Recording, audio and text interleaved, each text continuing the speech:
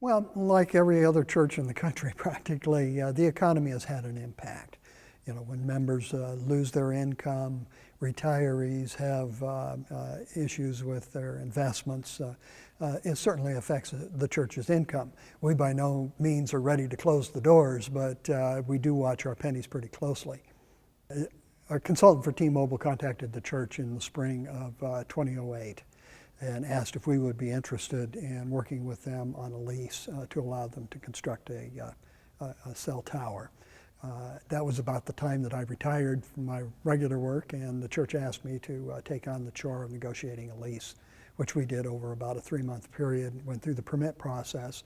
Of course, the economy was in the process of heading toward the bottom at that time, and like many cell companies, they held off on their construction plans for a couple of years. Then in the spring of 2010, they came back and said, we now have funding, let's start it over again. They went back through the permitting process. We adopted basically the same option and lease that we had before. And this time they were able to build the tower. Well, really all of the work was done by T-Mobile's consultant. They put it upon themselves to sell the idea of the cell tower. And they did a number of things. Of course, there is a permitting process. Like most churches, the property under this church was zoned residential.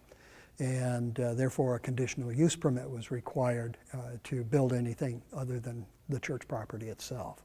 And so we went through that permitting process. There were a couple of letters that came in opposition, primarily involving concerns about radiation, which of course is something that the city of Phoenix could not consider. That's a federal issue. But other than that, T-Mobile's attorneys took a look at our CC&Rs and felt, just to be on the safe side, they wanted to get a majority of the neighborhood behind them. And they actually sent circulators out with a petition. And more than 50% of the neighborhood said, yes, it's fine with us.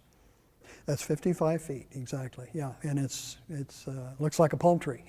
And very, very unique. It's not too unique around this area. There are a lot of palm trees with antennas in them. There are also saguaro cacti, pine trees, and bell towers are pretty popular. There was a hole in T-Mobile's coverage here.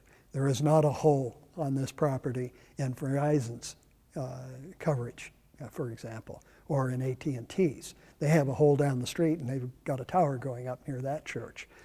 So that's kind of how that works. And this just helps. You know, it's not that we were in the process of going broke. It's just that, hey, here's an opportunity for some additional income, and it'll definitely help.